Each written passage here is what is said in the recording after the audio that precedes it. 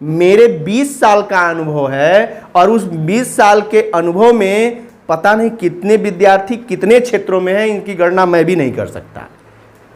पता नहीं कितने जो है वो मेडिकल फील्ड में है, तो कोई जो है क्या कहते हैं, अभी आज हम आए हैं वहाँ से ना बात कर रहा था ना रवि, एक लड़के की बात कर रहा था।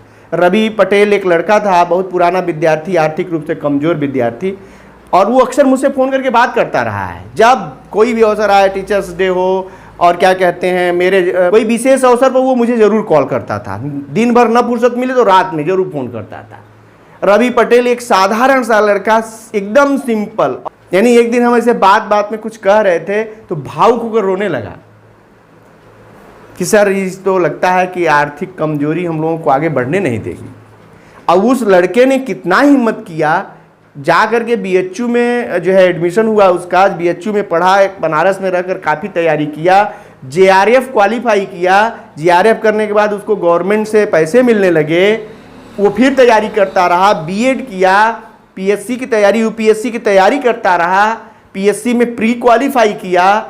अभी आज बात कर रहा था, ये सारी बातें उसने बाद में बताई। वहाँ आया तो हमको याद आया, वहाँ बात हुई तो रिमाइंड हो गया। आज हम फ्री थे तो हमने कॉल किया तो वो उठाया, तो उसने पहले तो पहचान नहीं पाया, नंबर चेंज हो गया है मेरा।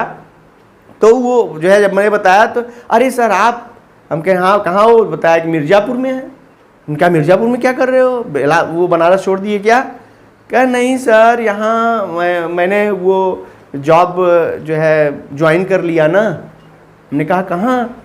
कहा यहीं आरटीओ ऑफिस में हो गया, आरटीओ ऑफिस में ज्वाइनिंग कर चुका। तब उसने सारी अपनी डिटेल मैंने पूछा, बताओ, बताए नहीं, तुम मिठाई मेरी बहाना, एक बहाना मैंने अप्लाई किया कि मेरी मिठाई में बेईमानी करोगे क्या?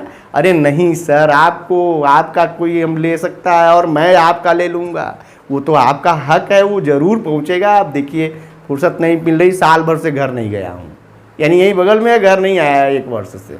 कहा 2 महीने हुए ज्वाइनिंग किया है और एवीएस का उसने दिया। कहा सर ये तो ज्वाइनिंग इसलिए कर लिया कि इसमें मिल रहा था, तो हमने कहा पहले इसको पकड़ा जाए।